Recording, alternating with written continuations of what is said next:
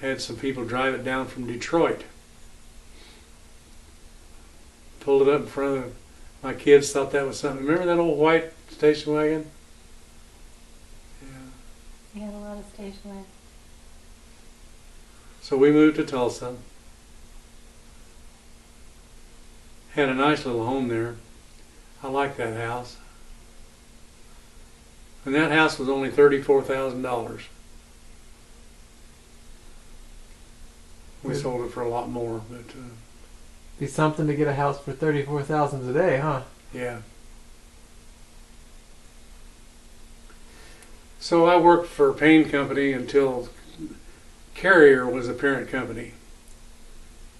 Carrier owned Day and Night, Payne, Bryant, and Miracle. That's the transportation division. And they started combining what was happening out there in the field. It was the age of apartment houses. It was the age of housing developments all over the world, and lots of air conditioning was being sold. In fact of the matter, to give you an idea of the magnitude of it, when I was promoted and moved to Atlanta, the territory that I had produced $85 million worth of sales. Wow. Of air conditioning only. The next year, we had a downturn in the economy. That 85,000 went to 25,000. But what was happening? They were all fighting among each other. Payne Company and Bryant were fighting among themselves. Carrier and Day and Night were fighting among themselves, and they all fought among each other. So it dropped the margins and the pricing down. So what they decided to do was merge them, eliminate some of the companies, make them bigger, so they could control pricing. And that's what they did. I had to go in one year and tell a distributor that he no longer was a Bryant distributor, or a Payne, or Day and Night, either one. And that's his livelihood, you know. They get mad, boy. But that's what Carrier Corporation wanted. And that was not a fun thing to do. And by that point, you were in Atlanta? Yeah. So you worked for Payne Company in Tulsa, and you continued to work for them in the merged company in Atlanta. Oh, Yeah. We first went to Lubbock. First went to Lubbock. I was with Payne Company in Lubbock. And then when they started merging them, they merged Payne with Day and Night. And they called it BDP. That was the name of the company. And that's when they moved me to Atlanta. And I had all the Payne, BDP, Bryant, Day and Night, and Payne. Those are all three companies that I represented.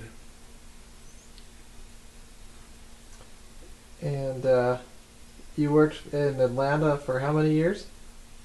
4, I think. Were we there 4 years? 3. Huh? 3 years. Okay. Well, I guess, They wanted to move me again. yeah, we were there for And I said, no. What are my alternatives? They don't have any. Okay. They wanted me to move to Syracuse, New York. Really? Yeah. Yeah, their Transicold division, their automotive air conditioning division, they wanted me to run it. I didn't want to do it. So then what did you do? Well, I quit because I didn't have any alternatives. And I went to work for a water heater manufacturer in Chattanooga called W.L. Jackson. Worked for them for a short time. And Were you doing sales for them as well? well, yeah, doing sales and I did a lot of architectural and engineering work. Okay.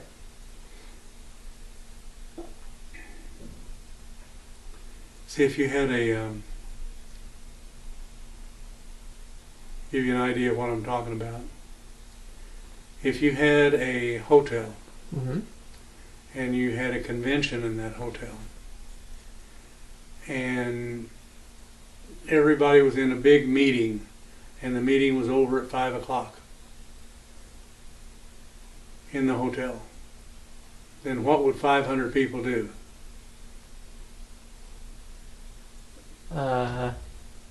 They would get stuck, right? Leaving?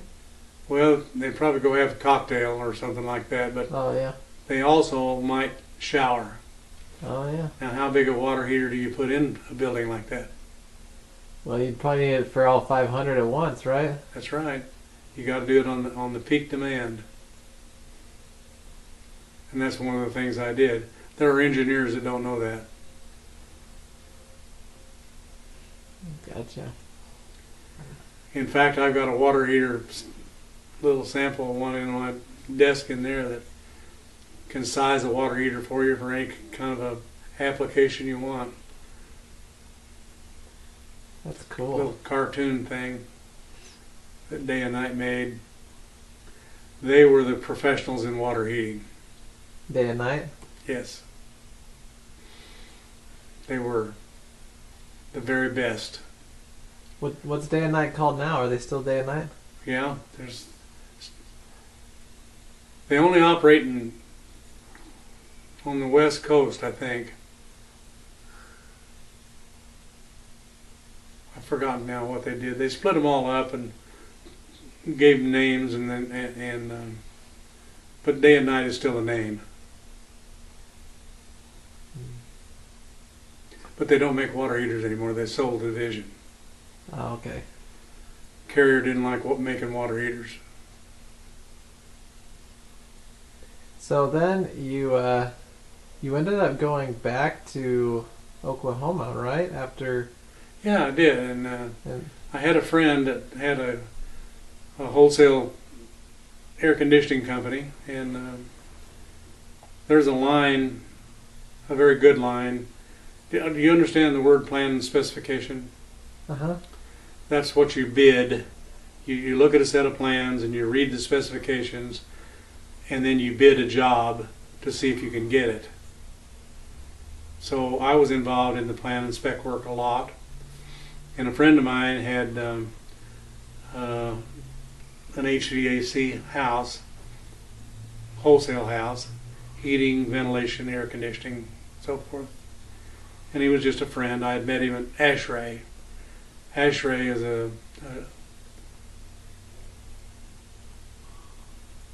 it's a club, for the lack of another word. Uh-huh.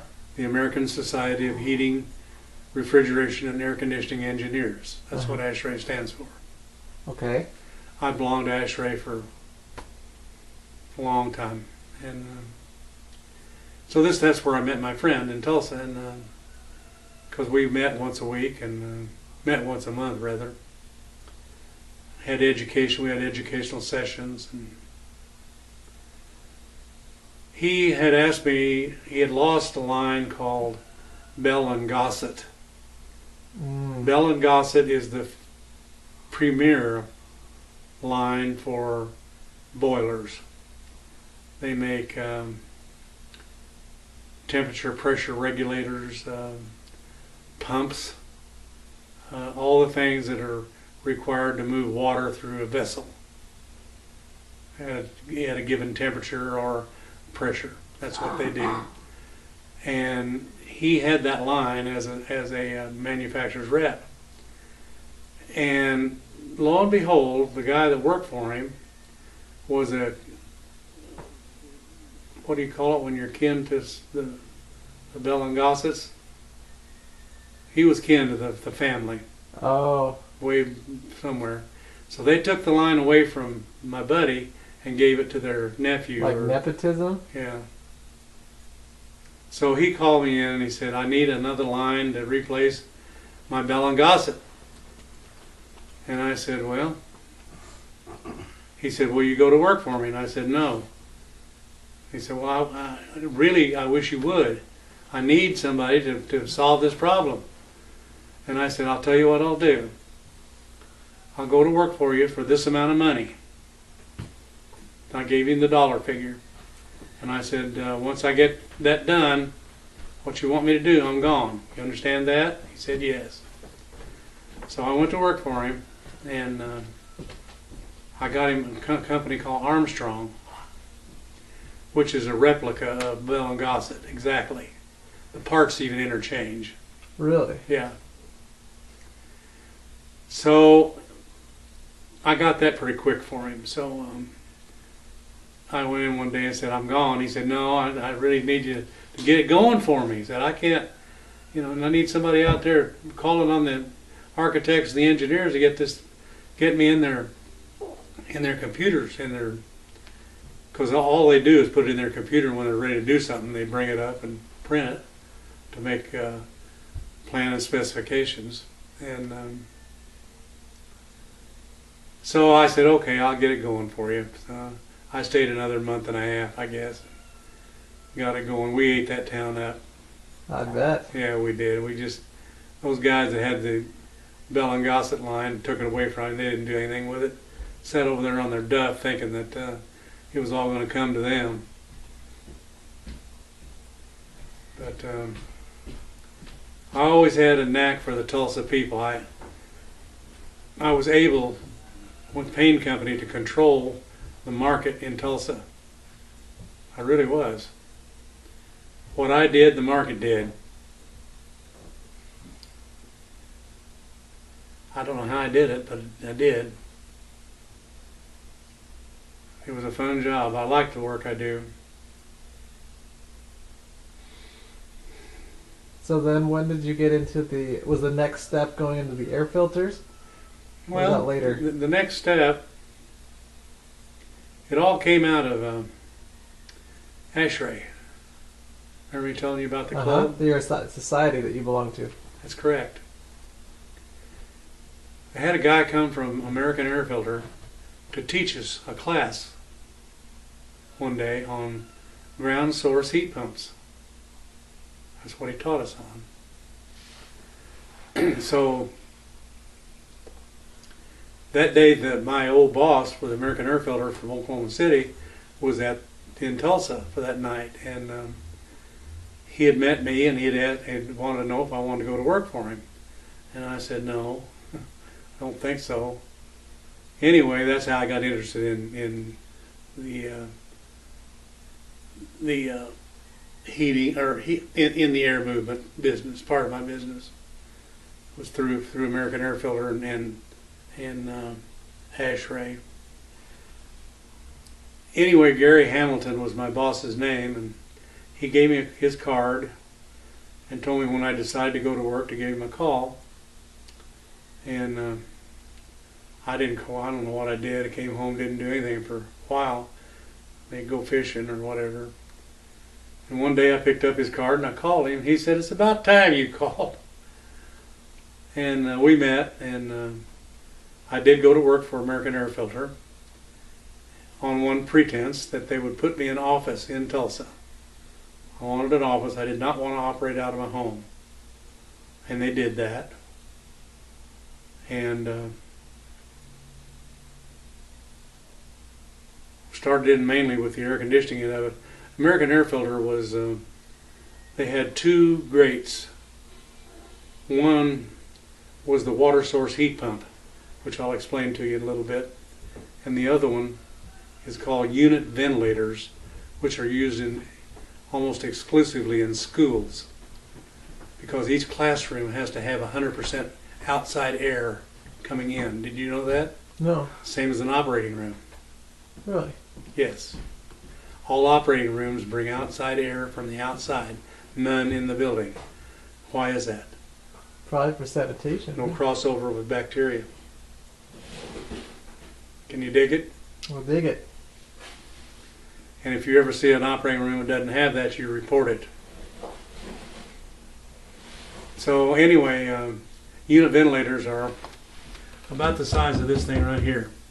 And they sit on an outside wall, and they have a damper, modulating damper in it that, depending upon the outside temperature, brings in air, or it might seal it. They can be electric, or they can be hot water, like a boiler.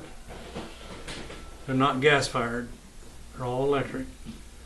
And in Kentucky, no, not Kentucky, in Tennessee, I sold the entire Tennessee school system unit ventilators. Wow. It's a lot of sales. Sure was. Many's of thousands. And the reason for it, because I convinced them of the energy savings. When you're pulling in outside air, nothing's frying, nothing's cooking, the meter's not turning. Right. And how many days do you have out there that are reasonably warm or reasonably nice? Lots of them. I can plot it on a curve for you. But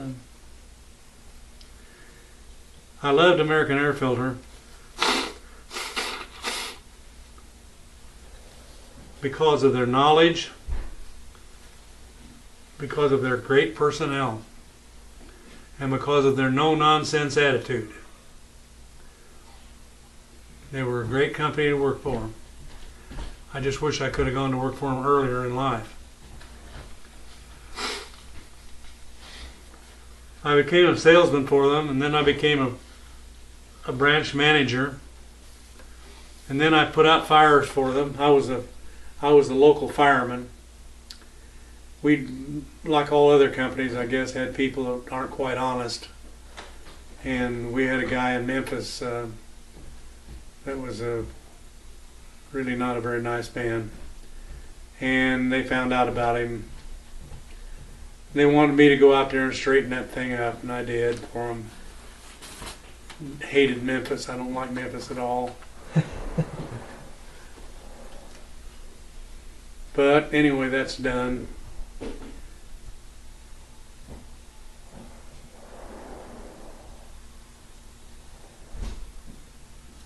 When Gary Hamilton was trying to get me to go to work for American Air Filter, I kept telling him no. I said, I don't want to sell filters.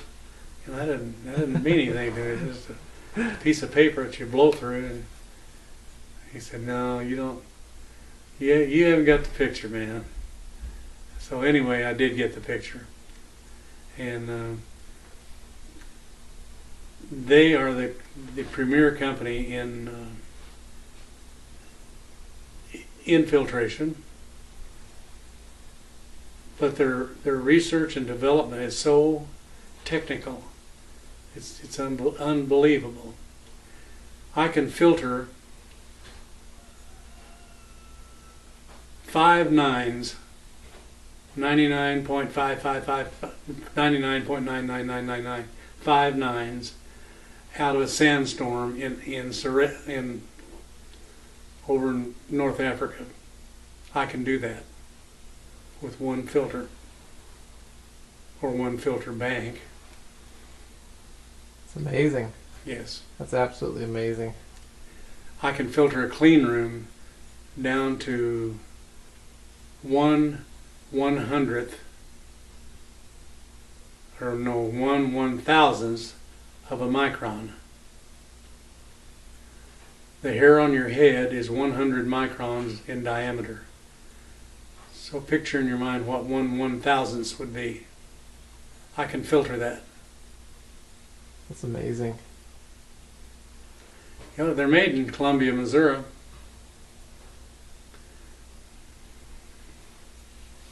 And I'm sure that they must be an international company by Oh now. yeah. They got 9 filter plants throughout the world. 2 in Europe, 1 in South America. I don't know where they are there. They got 1 in Dallas, 1 in Colombia. They're all over. But that's another story. American Air Filter was owned, it was a privately held corporation. And some guy, and I can't call his name, the former president of the company, but he got a little high behind one time, wanted to go up the corporate ladder, and he put his company up for sale. and Alice Chalmers bought it. Are you familiar with Alice Chalmers? No. Well, Alice Chalmers is a company in Wisconsin that make tractors, combines, farm equipment. Big company.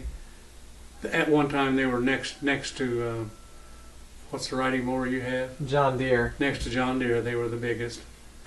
John Deere's always been one of the biggest. But anyway, along came one year when the farm industry went bad. There were no tractors and combines being sold, and something else happened that year. I can't remember what it was. Anyway, he sold out to Alice Chalmers so that he could become an executive, whatever, with their corporation. Made a mistake doing it, but why am I telling you this?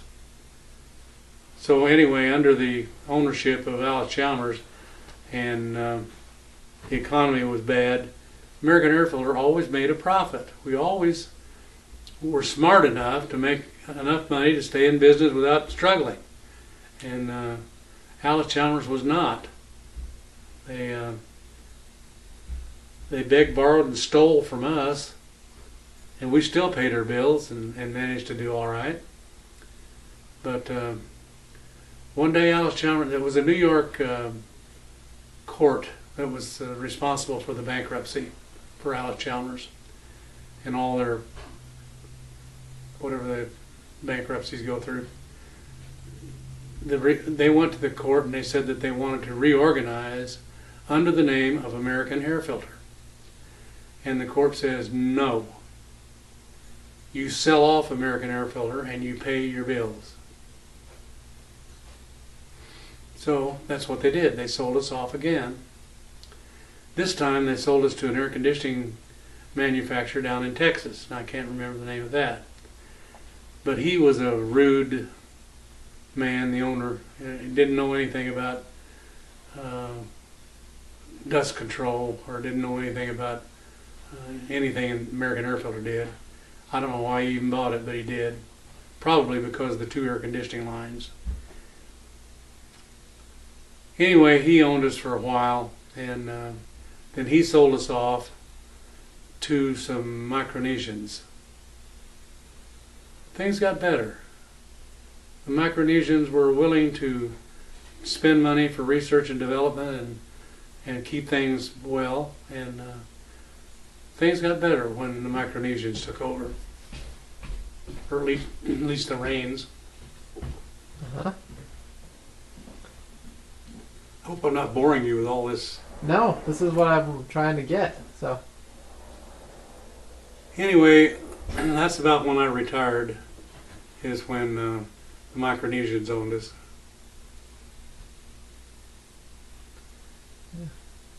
In fact, I retired in Louisville, and two of us retired at the same time.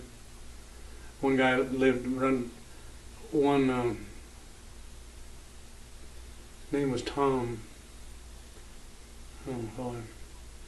Anyway, Tom and I, he was from Canada. Tom and I retired at the same time. He's a graduate engineer from